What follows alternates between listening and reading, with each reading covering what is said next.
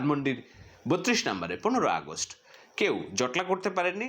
এমনকি স্বাভাবিকভাবে দু একজন যে শ্রদ্ধা জানাতে এসেছেন তারাও নানান রকম নাজেহালের শিকার হয়েছেন। কেউ দিগম্বর হয়েছেন, কেউ কেউ কানে ধরে উঠবাস করেছেন, যাদের প্রত্যেকের রাজনৈতিক পরিচয় হচ্ছে এরা গণহত্যার সমর্থনকারী, এরা ছাত্র হত্যার জন্য এক বিন্দুও চোখের পানি ফেলে নাই। আমি পিলখানা যে হত্যাকাণ্ড হয়েছে সেই হত্যাকাণ্ডে ফেঁসে যাচ্ছেন সোহেল তাজুল। কিছু কথাবার্তা আমরা শুনছি নানান মুরব্বীদের কাছ থেকে, কিংবা আফসোস লীগ নামক নতুন একটি যে রাজনৈতিক দলের জন্ম হয়েছে, যারা শেখ হাসিনার আমলে দুধে ভাতে ভালোই ছিল, 15 বছরের স্বৈরশাসনে একটু শব্দটি করিনি, মত প্রকাশের স্বাধীনতায় যাদের কোনো রা ছিল না, তারা খেয়ে পড়ে ভালো ছিল। হঠাৎ করে তাদের ভিতরে একটা আফসোস দেখা যাচ্ছে যে এমন বাংলাদেশ আমরা চেয়েছিলাম কিনা, এমন স্বাধীনতা আমরা চেয়েছিলাম কিনা। এই সংখ্যাটা যদিও খুবই ছোট, নগণ্য, তারপরেও যেহেতু এই আফসোস লীগ দলের উদ্ভব হয়েছে, তাদেরকে নিয়ে কিছুটা কথা বলা জরুরি, যেন আপনারা মোটামুটি এই বিষয়ে সচেতন থাকেন।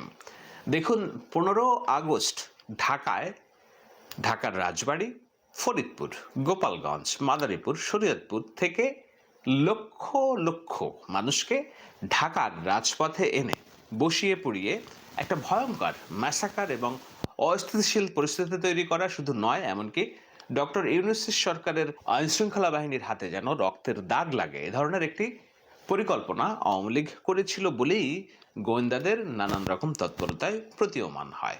এ বিষয়ে যাদের সন্দেহ আছে তারা নিশ্চয়ই শেখ হাসিনার দুটি ফাঁস হওয়া অডিও টেপের কথা শুনেছেন। বরগুনার একজন, আর একজন লালমনিরহাটের না কোথায় শুনেছেন। কোন অবস্থায় শুনেছেন? যখন সজীব ওয়াজেদ জয় একেবারে ঘোষণা দিয়ে বলেন যে বাংলাদেশের আওয়ামী লীগের রাজনীতিতে আর শেখ হাসিনা ফিরবেন না। সজীব ওয়াজেদ জয় একরকম কথা বলছেন, উল্টা দিকে শেখ হাসিনা হোয়াটসঅ্যাপে ফোন করে নেতাকর্মীদেরকে ঢাকায় সমবেত হওয়ার কথা বলছেন।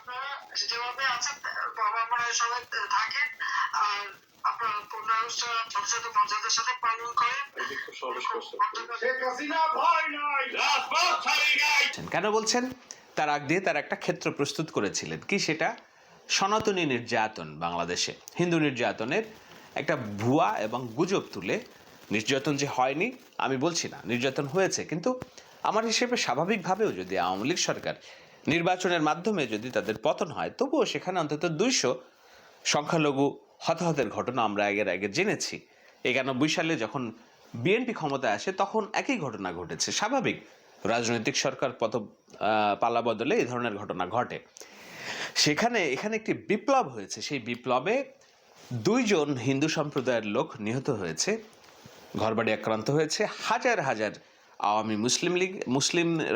আওয়ামী রাজনীতিবিদদের, সেই সাথে কিছু হিন্দু আওয়ামী রাজনীতিবিদদের ঘরবাড়িও আক্রান্ত হয়েছে। এটি অস্বীকার করার উপায় নাই। কিন্তু প্রাণহানি হয়েছে মাত্র 2 জনের, একজন পুলিশের, সম্ভবত এনায়েতপুরে যে 14 জন পুলিশকে পিটিয়ে মেরে ফেলা হয়েছে তাদের মধ্যে একজন, আরেকজন সাতক্ষীরার কোনো এক আওয়ামী পার্টি নেতা, তিনি নির্যাতিত হয়েছেন, নিহত হয়েছেন হিন্দু হিসেবে নন, বরঞ্চ অত্যাচারী স্বৈরাচারী আওয়ামী লীগ একজন নেতা হিসেবে।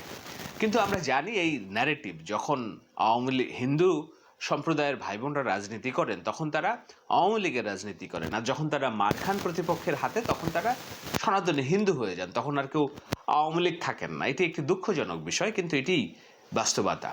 আমি সেই আলোচনায় যাচ্ছি না। আমি সব রকম অসভ্য রাজনীতির নিন্দা করি, অতীতেও করেছি, বর্তমানে করছি, আগামীতেও করে যাব। আমি কেবল বাস্তবতাটা তুলে ধরছি। তো যেই শেখ হাসিনা এই যে সনাতনীদের উপর নির্যাতন হচ্ছে সেই অজুহাত তুলে তার আওয়ামী লীগের নেতাকর্মীদেরকে সবাইকে সনাতনী বানিয়ে ঢাকা শহরে একটা জটলা সৃষ্টির চেষ্টা করেছিল, ইস্যু বানানোর চেষ্টা করেছিল। সেই ইস্যু শেষ জিয়ে রেখে তারা 15 আগস্ট ঢাকা শহরে, ফরিদপুর, মাদারীপুর এবং অন্যান্য জায়গা থেকে লক্ষ মানুষ ঢাকায় সমবেত করে একটা অস্থিতিশীল পরিস্থিতি এবং সরকারকে চাপে ফেলার পরিস্থিতি তৈরি করতে চেয়েছিল। সেই পরিস্থিতিকে সামাল দেওয়ার জন্যই ছাত্র জনতা একত্রিত হয়ে রেজিস্ট্যান্স উইক বা প্রতিরোধ সপ্তাহ ঘোষণা করে, যার প্রেক্ষিতে ধানমন্ডির 32 নম্বরে 15 আগস্ট কেউ জটলা করতে পারেননি। এমনকি স্বাভাবিকভাবে দু একজন যে শ্রদ্ধা জানাতে এসেছেন তারাও নানান রকম নাজেহালের শিকার হয়েছেন। কেউ দিগম্বর হয়েছেন, কেউ কেউ কানে ধরে উঠবাস করেছেন, যাদের প্রত্যেকের রাজনৈতিক পরিচয় হচ্ছে এরা গণহত্যার সমর্থনকারী, এরা ছাত্র হত্যার জন্য এক বিন্দুও চোখের পানি ফেলে নাই। আমি একটি কেস স্টাডি দিয়ে আপনাদের আলোচনায় ঢুকাবো এবং পরবর্তীতে আমি ব্যাখ্যা করব যে কেন এই বিষয়গুলো হচ্ছে এবং কত বড় বিপদ থেকে আমরা রক্ষা পেয়েছি এবং এর সাথে ছাত্রদের আগামীতে কোন কোন বিষয়ে নজর দেওয়া উচিত সেই বিষয়টা দেখুন। শরীয়ত শেরপুরের মাখন নামে এক ভদ্রলোক রাজনীতিবিদ, তিনি তার দুদিন আগে ফেসবুকে ওয়ালে সোচ্চার হয়েছেন সাবেক এমপির বিরুদ্ধে, যিনি কেন নিশ্চুপ এই রাজনৈতিক ঘটনা প্রবাহে। তিনি বলছেন যে আওয়ামী লীগের সাথে তিনি বিশ্বাসঘাতকতা করেছেন। তো এই মাখন সাহেব মোচালা যেই ব্যক্তি আপনারা দেখেছেন, যাকে নিয়ে ধানমন্ডির 32 নম্বরে দিগম্বর করা হয়েছে এবং হাজার হাজার মানুষ এটি নিয়ে সমবেদনা প্রকাশ করেছেন এবং ওই যে বললাম আফসোস লীগ একটা আফসোস করছেন, আমরা কি এই বাংলাদেশ চেয়েছিলাম। তো সেই আফসোস লীগের সদস্যদেরকে যেন আপনারা জবাব দিতে পারেন, তার জন্য আমি এই ব্যক্তির পরিচয় তুলে ধরছি। এই ব্যক্তি মাখন সাহেব, উনি আওয়ামী লীগের এমপির প্রতি ব্যাপক নাখোশ। তিনি প্রতি বিপ্লব করতে চেয়েছিলেন দুদিন আগে, তার স্ট্যাটাস, এজন্য তিনি ঢাকায় এসেছিলেন।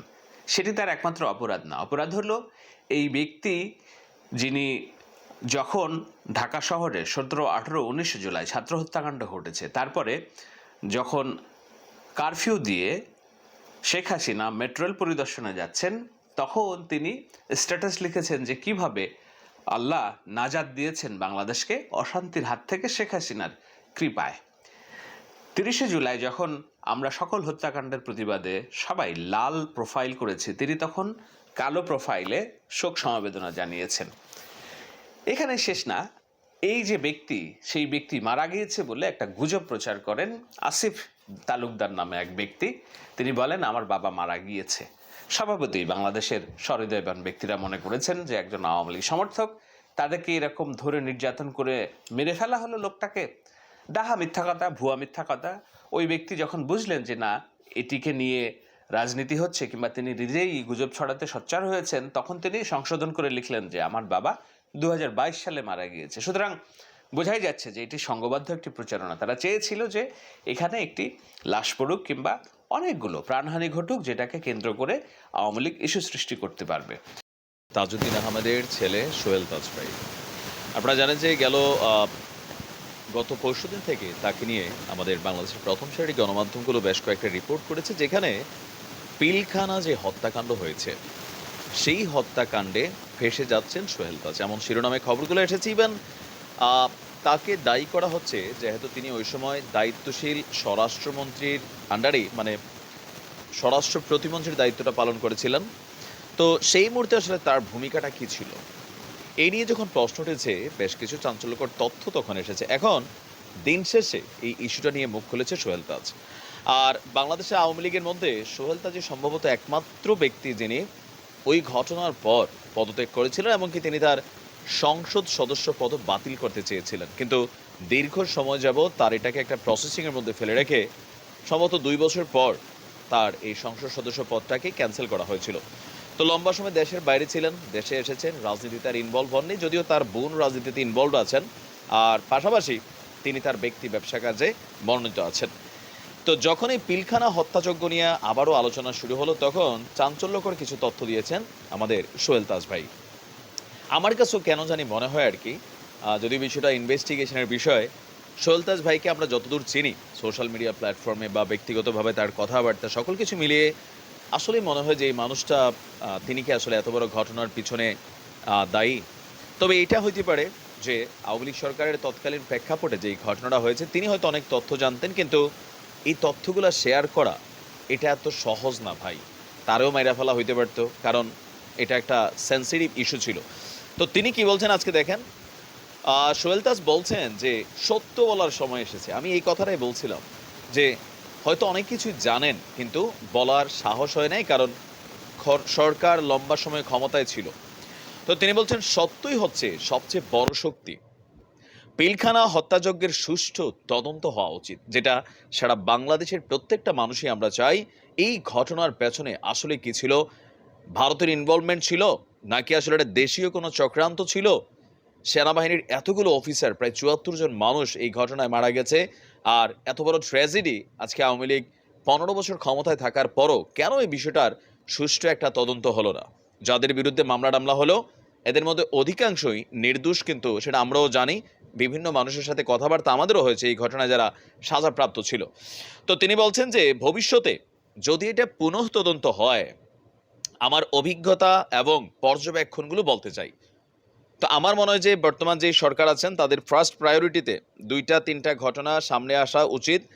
এই পিলখানা হত্যাযজ্ঞ, সাগর রুনির হত্যাকাণ্ড আর বাংলাদেশ ব্যাংকের যে ভল্ট চুরি হয়েছিল সেটা নিয়েও কিন্তু প্রতিবেদন খালি পিছাচ্ছিল।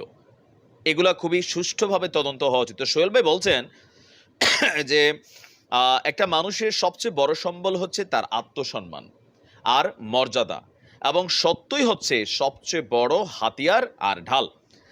আপনারা যারা জেনে বা না জেনে, বোঝে বা না বোঝে, কোনো প্রমাণ ছাড়াই আমাকে নিয়ে পিলখানা হত্যাযজ্ঞের সাথে জড়িত থাকার মিথ্যা অপপ্রচার করছেন, তাদের উদ্দেশ্যে বলবো এই কাজটা ঠিক না। আমিও বাংলাদেশের সকল বিবেকবান মানুষের মতন হতভম্ব হয়েছিলাম, স্তম্ভিত হয়েছিলাম, আমিও মানসিকভাবে মর্মাহত হয়েছিলাম। আমিও সত্য জানতে চাই এবং সুষ্ঠু তদন্ত চাই।